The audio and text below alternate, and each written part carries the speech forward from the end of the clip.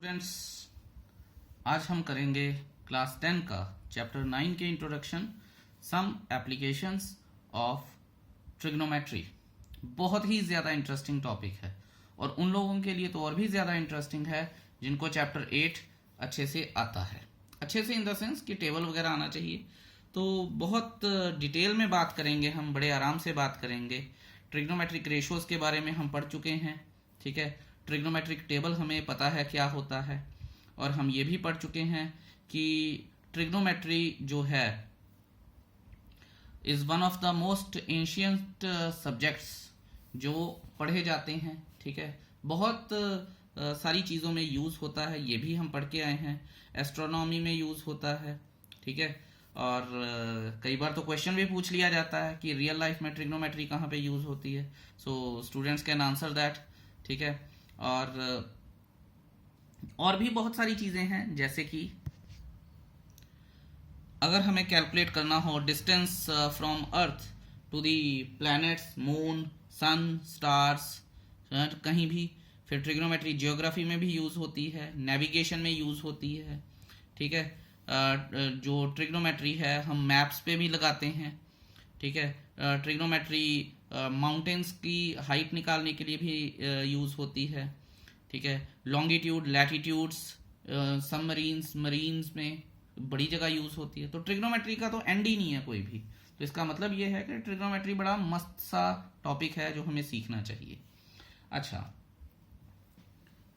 तो ये तो बात हुई थी ट्रिग्नोमेट्री के बारे में कि ट्रिग्नोमेट्री क्या क्या है, ट्रिग्नोमेट्री कहाँ पे यूज़ होती है। लेकिन अब बात करते हैं कि एप्लीकेशंस क्या हैं ट्रिग्नोमेट्री की।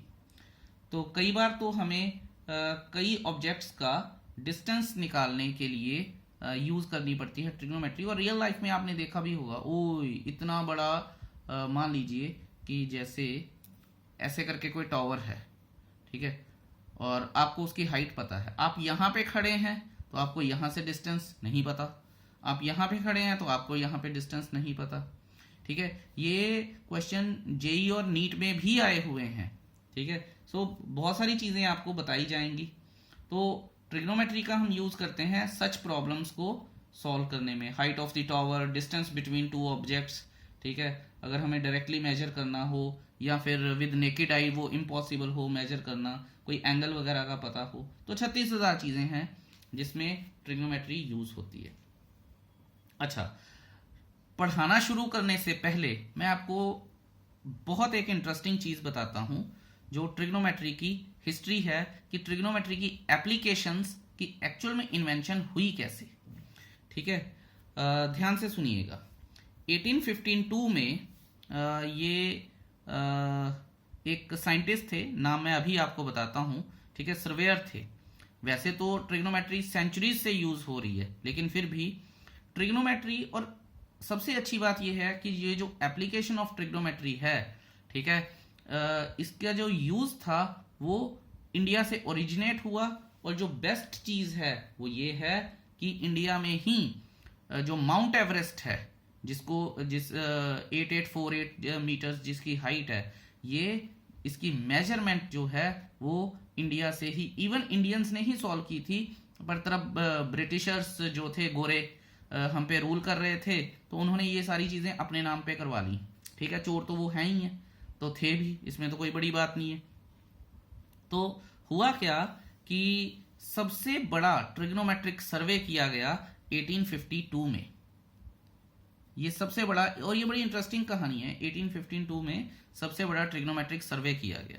अच्छा, उस सर्वे में क्या था? उस सर्वे में एक इंस्ट्रूमेंट होता है जिसका नाम होता है थियोडोलाइट्स, ठीक है। इसको अगर स्पेल करना हो तो कुछ इस तरह से होगा, THEODOLITE, ठीक है। तो चलिए आपकी वो कैब भी बढ़ जाएगी। थियोडोलाइट होता क्या है? ये एक इंस्ट्रूमेंट होता है जो वर्टिकल और हॉरिजॉन्टल डिस्टेंस पता करने में हेल्प करता है। ये बड़ा वाइड सा मैंने आपको इसका मीनिंग बताया है। और अगर मैं थियोडोलाइट के बारे में और भी क्लैरिटी दूं आपको, तो ये एक एक्चुअल में बड़ा प्रिसाइज सा ऑप्टिकल इंस्ट्रूमेंट होता है जिसे यूज़ किया जाता है टू मेजर एंगल्स बिटवीन कोई जो डेजिग्नेटेड चीज़ है हमारे पास, जैसे मान लीजिए कोई माउंटेन है, ठीक है, जो दिख रही है, हाइट वगैरह हमें कुछ नहीं पता उसका, जो दिख रही है और जिस पॉइंट से वो विजिबल है, ठीक है, यहां से ये और ये, इनके बीच में जो एंगल निकालना होता है थियोडोलाइट, उसमें भी यूज होता है। चलिए, हाउएवर अब आप ये देखिए कि मैंने आपको बताया कि जो एक बहुत बड़ा ट्रिग्नोमेट्रिक सर्वे किया गया 1952 में, इसमें आज तक के सबसे बड़े दो थियोडोलाइट यूज किए गए। पहले तो बनाए गए with the help of Indians, पर नाम कहीं नहीं है हम बेचारों का, ठीक है, because we let the Gore to rule us. Okay, उसके बाद एक जो माउंटेन है जिसे हम माउंट एवरेस्ट बोलते हैं, ठीक है, माउंट एवरेस्ट का नाम उसके बाद ही पड़ा था, ठीक है, उसे देखा गया फ्रॉम 6 डिफरेंट पॉइंट्स और 160 किलोमीटर की दूरी से, ठीक है, डिफरेंट स्टेशन से उनको देखा गया। ये इतना काम करते करते 1852 से 1856 हो गया।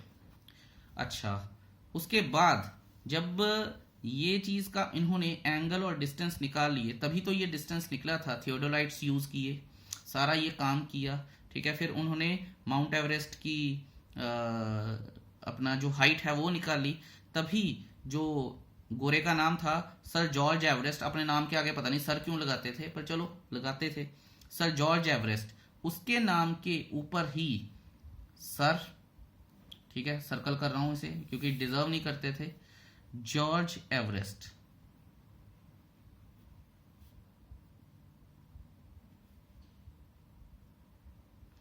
ये जो एवरेस्ट है, ठीक है, ये जॉर्ज एवरेस्ट के नाम के अगेंस्ट नेम हुई थी।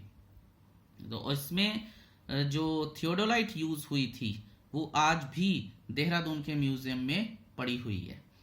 और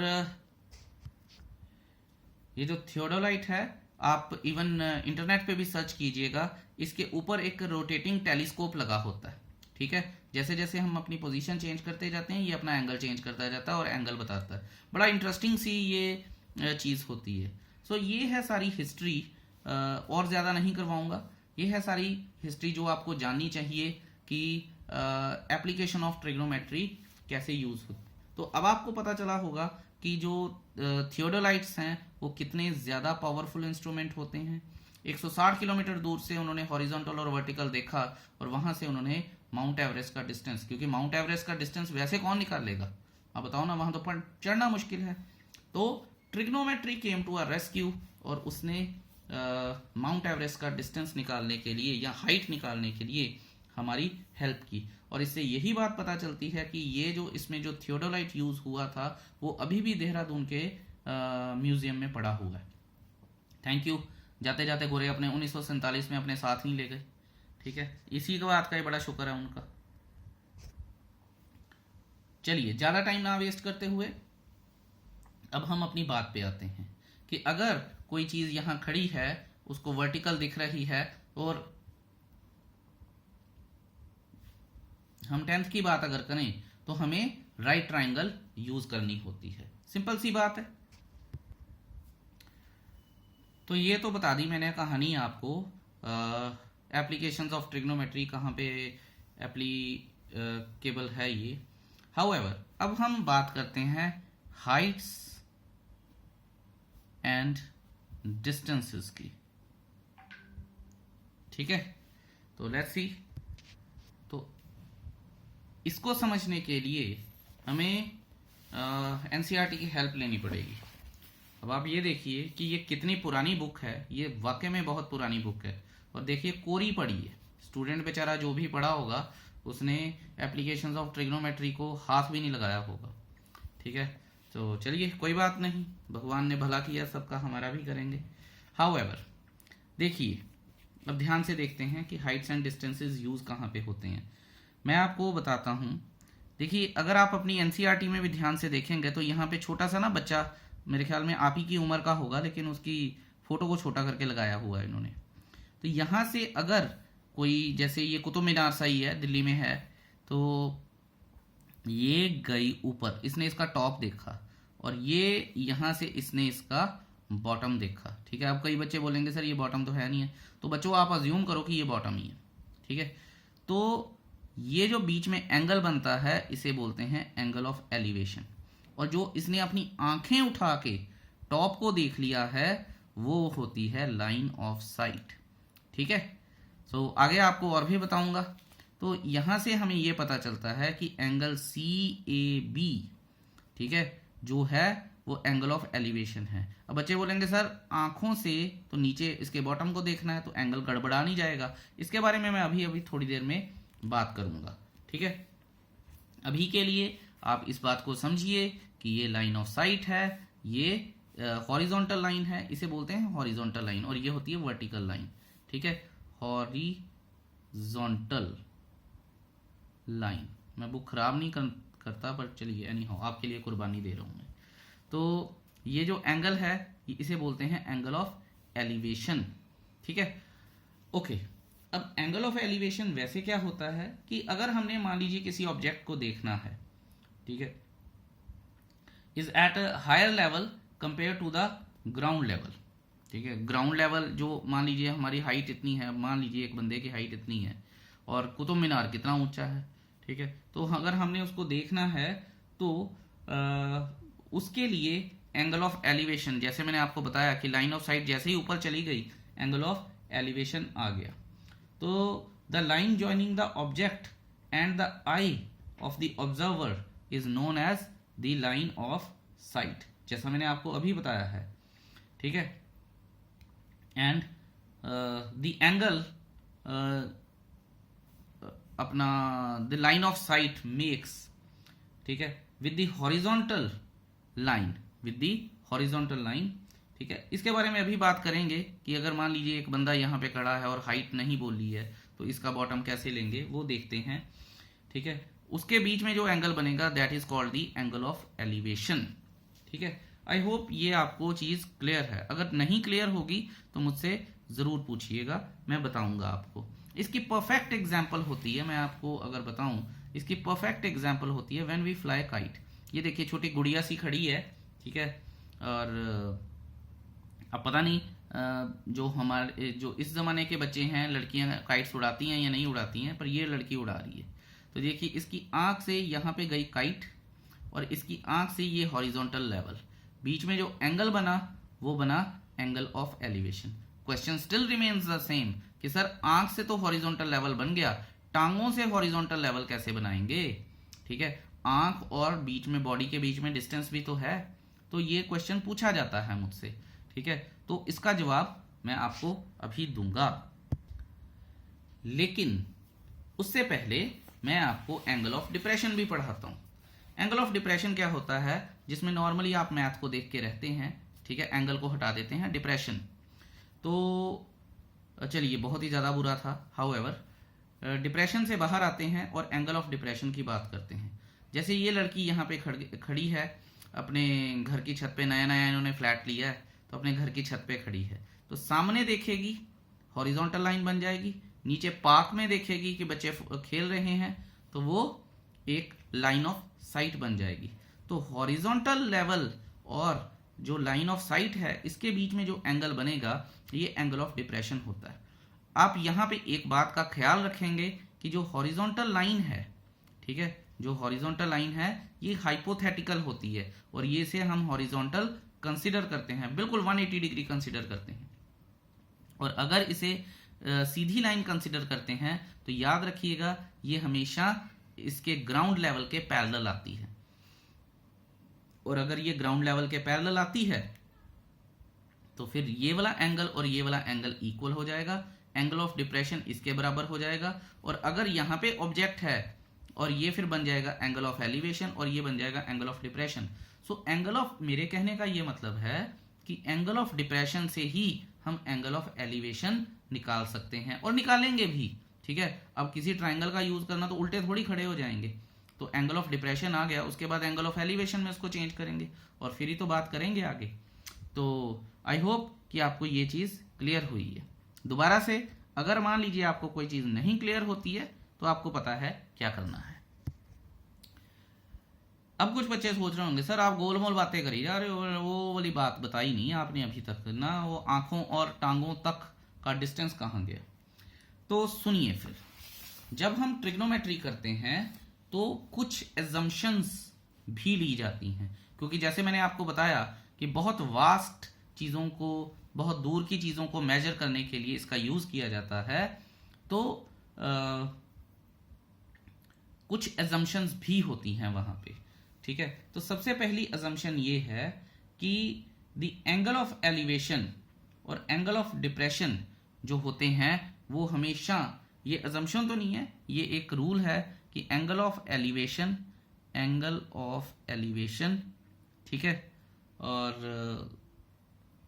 angle of elevation and angle of depression ये हमेशा हॉरिजॉन्टल लाइन के को ध्यान में रख के ही बनाए जाते हैं, ठीक है। अगली जो चीज़ बताऊंगा वो बड़ी इंपॉर्टेंट बताऊंगा। जैसे मैंने अभी आपको माउंट एवरेस्ट के बारे में बताया, तो कुछ बच्चे बड़े दिमागी होते हैं, कहते हैं सर माउंट एवरेस्ट तो गई ऐसे, ठीक है, और फिर ऐसे, फिर ऐसे, आपने कैसे उसकी हाइट निकाल ली। तो बच्चों ये देखिए, हाइट तो यही रहेगी और उसका जो परपेंडिकुलर है वो ग्राउंड से इतना ही रहेगा, चाहे ये इधर कितनी भी आ रही है, ठीक है। और जब भी हम माउंटेन्स वगैरह की बात करते हैं, ध्यान दीजिएगा, जब भी हम माउंटेन्स वगैरह की बात करते हैं तो ये जो बीच में गड्ढे पड़े होते हैं ना, डिफिकल्ट रास्ता है, इसे हम एक स्ट्रेट लाइन कंसीडर करते हैं। तो ये बन जाता है फिर हमारा राइट ट्रायंगल। आई होप आपको ये चीज़ क्लियर होगी। और ये जितने भी ये चीज़ें हैं, ओ यहाँ गड्ढा आ गया, यहाँ ग्लेशियर बन गया, ये फलाना हो गया, ये सब इग्नोर कर दी जाती हैं, ठीक है, अगर माउंटेन्स के बारे में बात की जाए। अच्छा, अब सबसे इंपॉर्टेंट बात, आंखें और टांगों की हाइट के बारे में बात करनी है। अगर एक सुंदर सी फोटो मैं बना देता हूं, ठीक है, ये यहां से आंखें भी बन जाएंगी, यहां से लड़की अगर देख रही है इधर और टांगे हैं इधर, और इस ऑब्जेक्ट की हाइट के बारे में बात नहीं की गई है, ठीक है, तो फिर ये जो हाइट ऑफ द ऑब्जर्वर है इट इज निग्लेक्टेड। अगर वो चाहता है, ठीक है, अगर एग्जामिनर चाहता है कि हम इसकी हाइट को कंसीडर करें, जो कि आपको क्वेश्चन भी आएंगे, तो वो ये चीज आपको देगा और वो कंसीडर भी करवाएगा आपसे, ठीक है, समझ गए आप ये बात। तो अगर हाइट नहीं दी है तो आंखों और टांगों के बीच का डिस्टेंस नहीं सोचना है। I hope that is clear to you. बाकी जो बातें हैं और जितने भी कॉन्सेप्ट्स हैं वो मैं आपको क्वेश्चन करवाते करवाते ही पूरे करवाऊंगा, ठीक है। जैसे जैसे क्वेश्चंस की तरफ मूव करेंगे वैसे करेंगे। तो काम बड़ा इंटरेस्टिंग है, काम को ध्यान से देखिएगा, ठीक है। पहली एग्जाम्पल मैं प्रॉपरली करके बताऊंगा आपको, पूरी डिस्क्रिप्शन लिख के बताऊंगा, ठीक है, और उसके बाद मैं डिस्क्रिप्शंस को ओमिट कर दूंगा क्योंकि फिर वीडियो बहुत लंबा बन जाएगा। हाउएवर, दो चार चीज़ों का आपको बहुत ध्यान रखना है। उसमें सबसे पहली बात है कि रीडिंग द स्टेटमेंट, दूसरी चीज़ होती है ट्रिग्नोमेट्रिक टेबल की वैल्यूज़, और तीसरी चीज़ होती है ड्राइंग द फिगर, ठीक है। दूसरी चीज़ जो ट्रिग्नोमेट्रिक टेबल है इसे तो बाद में यूज़ करेंगे, तो पहली और तीसरी चीज़ का यूज़ इंस्टेंटली होता है, ठीक है, बहुत इंस्टेंटली। तो अब आप ये देखिए कि अगर मुझे एग्जाम्पल 1 करनी है तो मुझे उसकी स्टेटमेंट पढ़नी पड़ेगी, ठीक है। स्टेटमेंट पढ़ूंगा और उसके साथ ही ये मत सोचिएगा कि ये जो फिगर है ये साथ में दी होगी। फिगर आपको कभी भी नहीं क्वेश्चन में दी होगी, ठीक है। और ये 3 या 4 मार्क्स का क्वेश्चन आता है पेपर में, और जैसे कि मुश्किल क्वेश्चन हो तो 4 मार्क्स का, थोड़ा सा आसान हो तो 3 मार्क्स का, नॉर्मली 3 का आ जाता है, कभी कभी 4 का भी आ जाता है, यू नेवर नो। लेकिन जब तक आप इसका सही डायग्राम नहीं बनाएंगे ये क्वेश्चन नहीं सॉल्व होंगे। तो देखते हैं कि अब इसको एक एग्जाम्पल करते हैं और देखते हैं कि इस क्वेश्चन को सॉल्व कैसे करना है। A tower stands vertically on the ground, ध्यान से देखिए, मान लीजिए मैंने ए और बी एक टॉवर बना दिया है, ठीक है, टॉवर ए बी जो है इसका टॉप है और ए जो है वो फुट ऑफ द टॉवर है। ध्यान से देखिएगा, ये सारी डिस्क्रिप्शन मैं लिखूंगा और आपको पता होना चाहिए कि हर क्वेश्चन में डिस्क्रिप्शंस कैसे लिखते हैं। ठीक है, from a point on the ground, मान लीजिए 5 metre away, 15 metre away, okay, तो यहाँ पे कोई 15 मीटर्स अवे कोई पॉइंट है सी, लेट्स से, तो ये जो सी है ये 15 मीटर्स अवे फ्रॉम ए हो गया। From the foot of the tower the angle of elevation of the top of the tower, ठीक है, बहुत ध्यान से ये देखिएगा, स्टेटमेंट पढ़नी बड़ी ज़रूरी है और वो भी ध्यान से, मैं आपको अभी बताता हूँ। उसने बोला है ये 60 डिग्री है, मुद्दा यहाँ नहीं है, मुद्दा यहाँ है। मैं आपको दोबारा से बुक दिखाता हूँ। जो चीज़ मैं आपको समझानी चाहता हूँ वो ये है कि the angle of elevation of the top है और ऑफ द टावर है। ये दो जो ऑफ लगे हैं ये बहुत हेल्प करते हैं हमारी, ठीक है। आगे आगे जब आप देखेंगे ना तो इनको यूज़ कीजिएगा, ठीक है, और मैं आपको बताऊंगा भी कि फ़र्क क्या है। ऑफ द टॉप मतलब टॉप से, ऑफ द टावर मतलब टावर का। अब आप बोलोगे सर इसमें क्या बड़ी बात है, हम तो वैसे ही इंग्लिश में पक्के हैं, ठीक है, आपकी वीक है हमारी थोड़ी है। लेकिन बच्चों यहाँ पे बड़े बड़ों की वीक हो जाती है इंग्लिश जब मैथमेटिकल स्टेटमेंट्स की बात आती है, तो ध्यान से देखिएगा। हाउएवर, अब मैं लिखता हूँ इसकी डिस्क्रिप्शन, ध्यान से देखेंगे हम। Let A B the tower, ये आपको हर क्वेश्चन में, चाहे फॉर्मेलिटी है पर करनी है, ठीक है, क्योंकि डिस्क्रिप्शन के बिना वो नंबर काट लेते हैं। Let A B the tower, ठीक है, with A as the foot of the tower and B as the top of the tower. Description proper और पूरी लिखनी है। Let C be a point on the ground, C be a point on the ground which is 15 meters away from A, bracket में आप चाहे लिख भी सकते हैं फुट ऑफ टावर, ठीक है।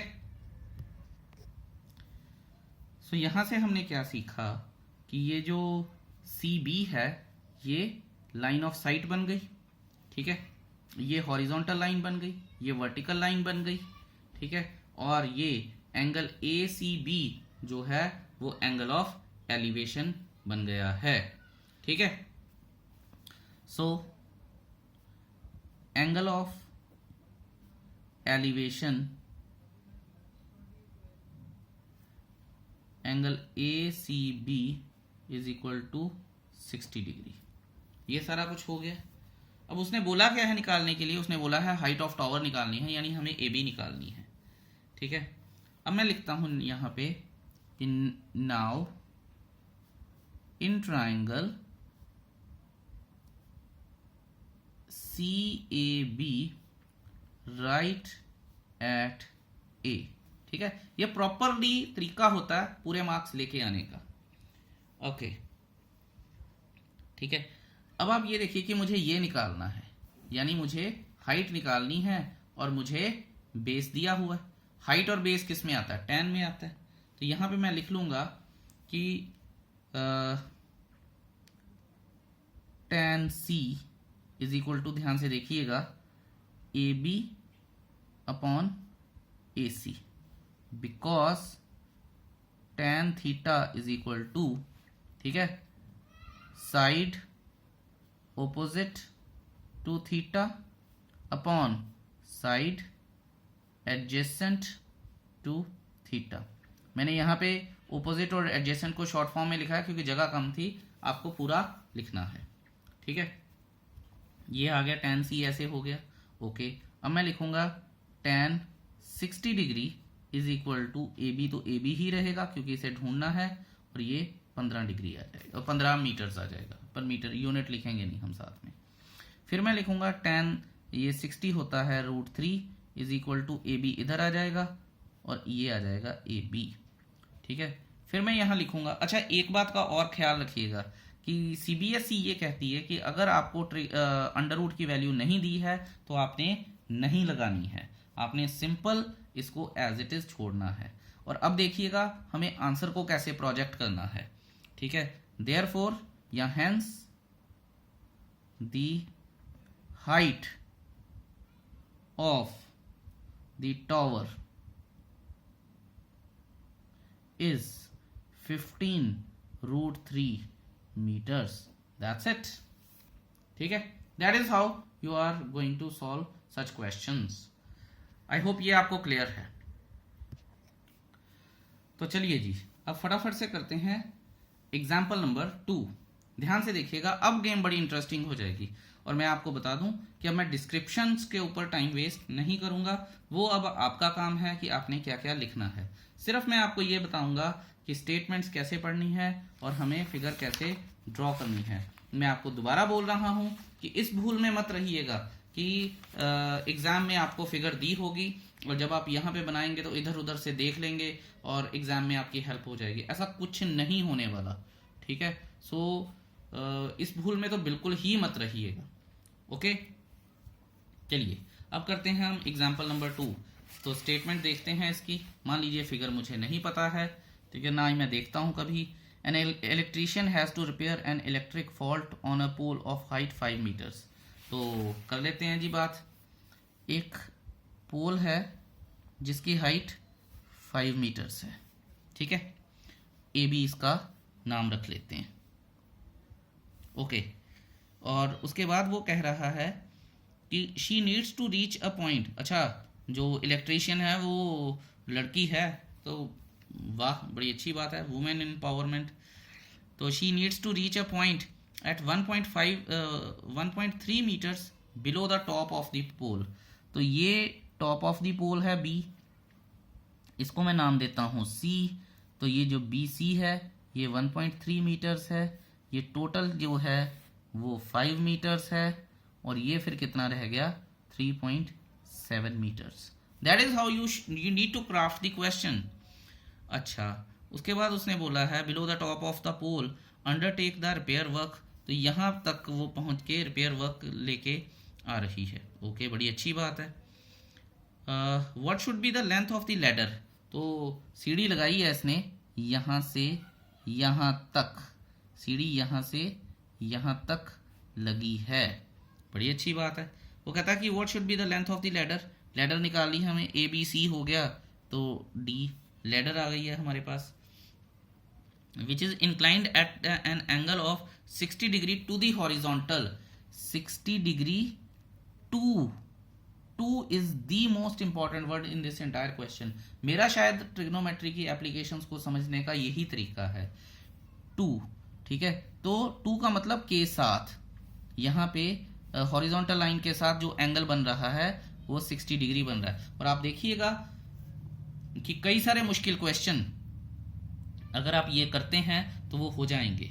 अच्छा, which is incline to reach the top, मतलब यहाँ पे जाके सीढ़ी पे कहीं टॉप पे खड़ी हो जाएगी तो फिर यहाँ से वो रिपेयर कर लेगी, बड़ी अच्छी बात है जी, बड़ी इंटेलिजेंट लेडी है। Would enable her to reach the required position. Also how far from the foot of the pole should she place the foot of the ladder, यानी डी ए भी निकालना है। और मोस्ट इंपॉर्टेंटली √3 की हमें value दी है। तो उन्होंने हॉरिजॉन्टल डिस्टेंस भी निकालने को बोला है और हाइपोटेन्यूज का डिस्टेंस भी निकालने को बोला है। ये चीज गिवन है, हमें सिर्फ दो चीजें दी हैं, एक हाइट और एक एंगल। अब आप ये देखिए, बाकी तो आप सारा कुछ लिख लेंगे, मेरे को सबसे पहले तो हॉरिजॉन्टल डिस्टेंस निकालना है। तो ध्यान से देखिएगा, tan D is equal to AC in triangle ADC right at A। तो AC अपॉन DA, ठीक है। यहाँ पे आप लिख देंगे कि tan theta is equal to side opposite to theta upon side adjacent to theta. ये तो चलिए आपने लिख दिया, मैंने अज्यूम कर लिया। tan 60 degree is equal to 3.7 upon DA। ठीक है। उसके बाद tan 60 क्या होता है, √3, और ये आ जाएगा 3.7 अपॉन DA। समझ गए आप बात को? ओके, तो ये तो चीज़ हो जाएगी आपके पास। अब आप ये देखिए कि मुझे DA निकालना है, तो DA क्या आएगा, 3.7 अपॉन 1.73। ठीक है, ये टेबल से मैंने वैल्यू डाल दी क्योंकि अब उन्होंने दी है क्वेश्चन में, तो मेरे लिए ज़रूरी है।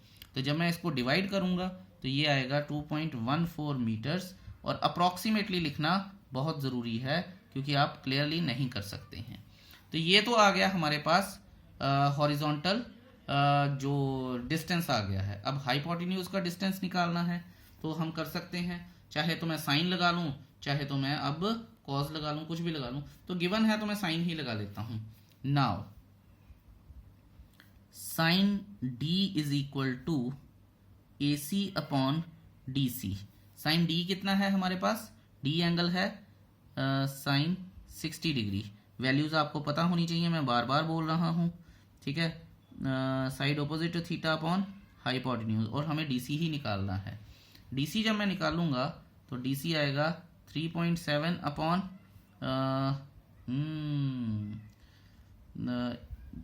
थोड़ा सा इसको पहले लिख ही लेते हैं क्योंकि स्टूडेंट्स को फिर मुश्किल होती है। 3.7 अपॉन DC। अच्छा, √3 अपॉन 2 कैसे आया, तो यहाँ पे मैं लिखूंगा because sine 60 degree is equal to √3/2 from trigonometric table, trig table. ठीक है, तो ये आप लिख सकते हैं, कोई दिक्कत नहीं होनी चाहिए आपको। अब आप ये देखिए कि मैं क्या करूंगा, DC निकाल लूंगा मैं यहाँ से। DC क्या आ जाएगा, 3.7 इंटू 2 अपॉन 1.73, क्योंकि यही वैल्यू दी गई है मुझे। तो ये जब आप इसको कैलकुलेट करेंगे, अब ये मत पूछिएगा कि सर कैलकुलेट कैसे करना है, कैलकुलेट आपको करना आना चाहिए। तो 4.28 मीटर्स अप्रॉक्सीमेटली। फाइनल आंसर जरूर लिखिएगा ध्यान से। फाइनल आंसर क्या है कि देयरफॉर या हेंस ये मैं आपको बता देता हूं कि फाइनल आंसर कैसे लिखना है आपको। Hence she should place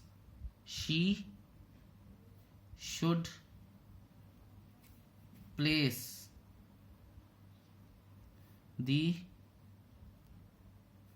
foot of ladder 2.14 meters from the foot of tower या foot of pole, and length of ladder should be okay ऐसे कर लेते हैं या इसको ऐसे करते हैं, and length of ladder should be 4.28 meters approximately। ठीक है, तो आई होप कि आपको ये क्लियर है। ठीक है, होना भी चाहिए। फिर भी अगर कोई डाउट है तो ज़रूर पूछिएगा, I am always available for you. अब करते हैं हम क्वेश्चन नंबर 3 यानी एग्जाम्पल 3, वो और भी ज़्यादा इंटरेस्टिंग है।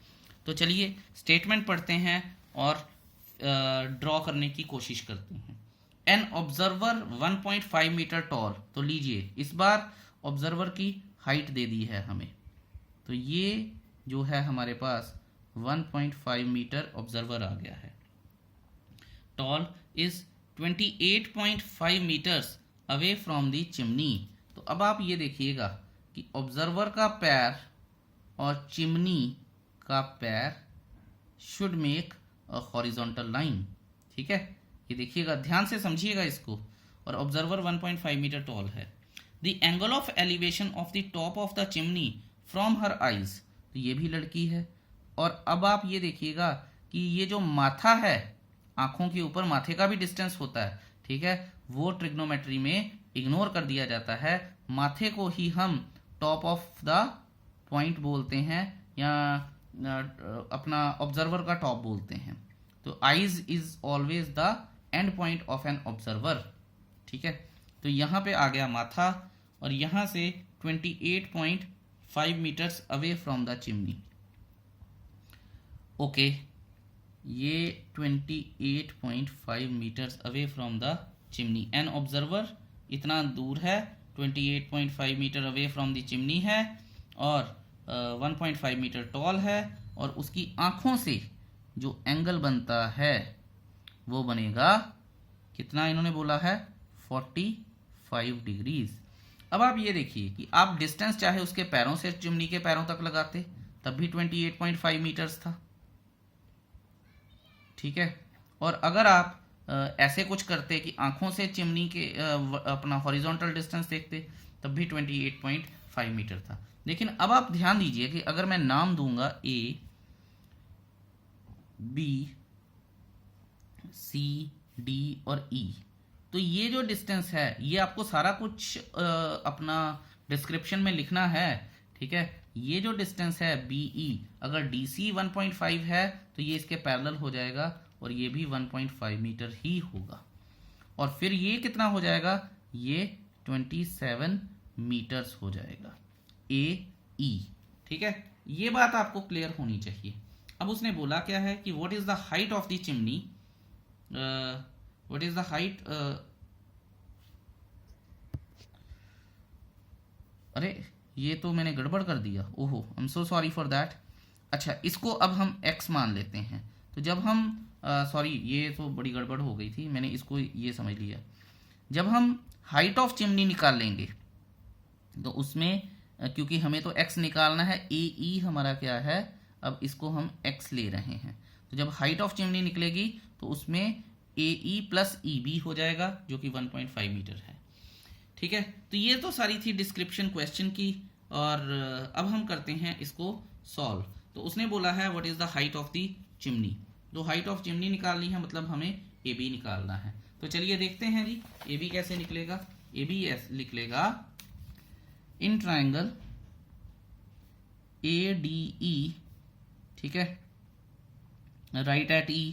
तो आप ये देखिएगा tan D is equal to AE upon DE, ठीक है। tan 45 is equal to AE कितना है, हमने x अज्यूम किया है, DE कितना है 28.5 मीटर्स अवे है वो, ठीक है जी। तो इतनी बात तो आपको क्लियर हो गई। ओके, अब आप ये देखिए कि ये सारा कुछ मैंने आपको बताया है। tan 45 1 है, 1 इंटू 28.5 है इज इक्वल टू x है, तो x is equal to 28.5। Therefore height of chimney, height of chimney is 28.5 plus 1.5 is equal to 30 metres, ठीक है। क्योंकि हमारे पास सिंपल x था और यहाँ पे हम लिख भी सकते हैं कि AB is equal to AE plus EB is equal to x plus 1.5, ठीक है, is equal to 28.5 plus 1.5 is equal to 30 metres. आप ये भी कर सकते हैं, कोई परेशानी नहीं है, ठीक है। So this is our example number 3, quite comfortably हो गई है। अब करते हैं हम एग्जाम्पल नंबर 4, लेट्स सी। लेकिन एग्जाम्पल नंबर 4 करने से पहले मैं आपके साथ एक बात करनी चाहूँगा। इस वीडियो को मैं 2 पार्ट्स में कर दूंगा। So this will be the first part, example number 4, 5, 6, 7 will be in the second part. So first part is over here, आप ध्यान से कीजिए, और सेकेंड पार्ट जल्द ही आपके सामने आ जाएगा। Thank you so much for watching this video so patiently. Wait for the next video. Thank you so much. Have a nice day. Bye-bye.